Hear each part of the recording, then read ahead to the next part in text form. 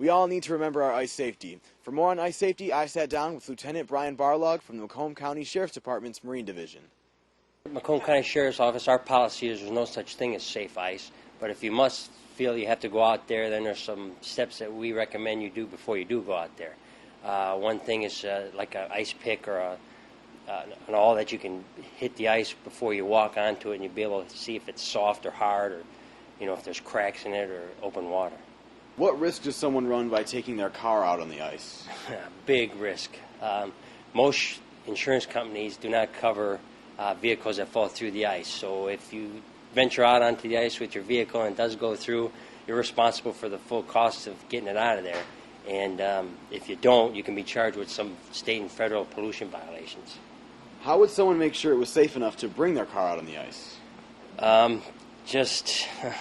I don't recommend it, but if you feel you must, you could probably use an ice awl or an auger and drill down and see how thick the ice is. And there's some tables that are available that tells you different weights for different inches of ice.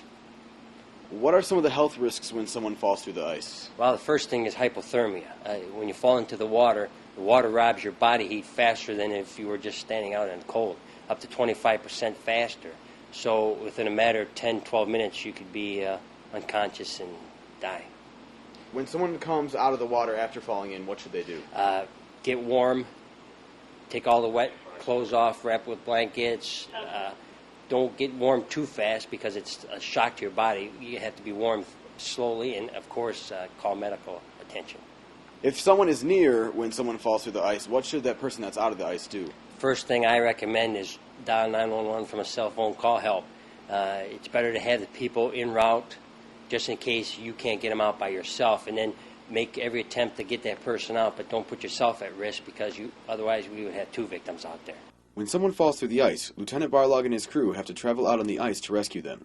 I wondered how they stay warm in the cold air and water, so Lieutenant Barlog showed me his special protective uniforms. This is totally waterproof and buoyant. You don't need a life jacket or anything because it has buoyant material in it. They say you can stay in the water up to 10, 14 hours in this thing, so you'll get hungry before you get cold in this. It has a harness that you can tether because we don't go out on the ice in case we fall through, just like a diver. And this is very expensive. This is approximately $700. So this is a little bit cheaper. It keeps you warm and it keeps you afloat, but it's not waterproof.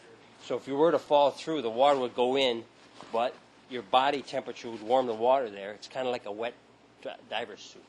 After talking with Lieutenant Barlog, I wanted a different perspective on the ice safety issue, so I went out on Lake St. Clair with local fisherman Brad Smith and host of Fish On with John Fowler.